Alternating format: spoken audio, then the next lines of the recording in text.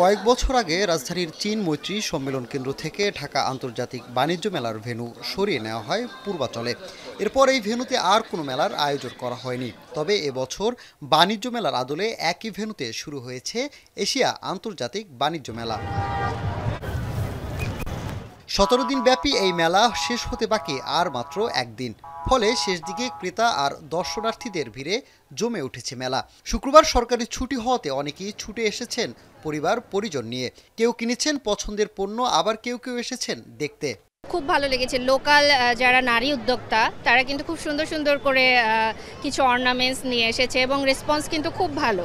প্রোডাক্টগুলো খুবই সুন্দর, কিন্তু কেনার মতো জায়গা পাচ্ছি না, এত ভিড়। অনেক রকম খেলনা, ছোট বাচ্চাদের আইটেম, বড়দের আইটেম, নানা ধরনের পিঠা।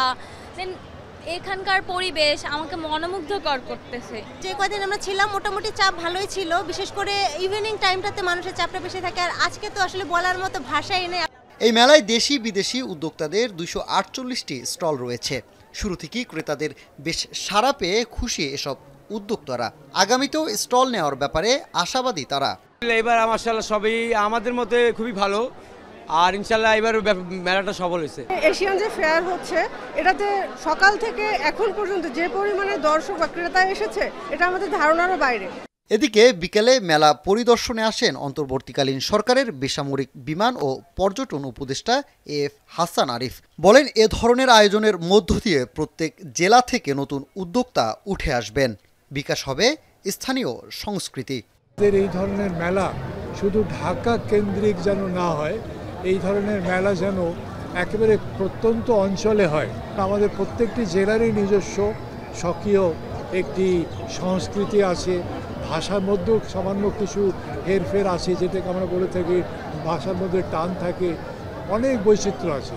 সেগুলিকে আমরা পরস্পর জানি আর বিদেশেও ছড়িয়ে দিই, এবং বৈদেশিক যে ট্যুরিস্ট যারা আমাদের দেশে আসবেন তাদেরকেও আমরা সাদরে গ্রহণ করি। এছাড়াও এই মেলার পাশাপাশি দেশের অন্যান্য ক্ষেত্র বিদেশি উদ্যোক্তাদের স্বাগত জানান উপদেষ্টা। একই সাথে আগামীতে আরও বড় পরিসরে এশিয়া আন্তর্জাতিক বাণিজ্য মেলা আয়োজনের আশা তার। সানিম রিধা, এখন, ঢাকা।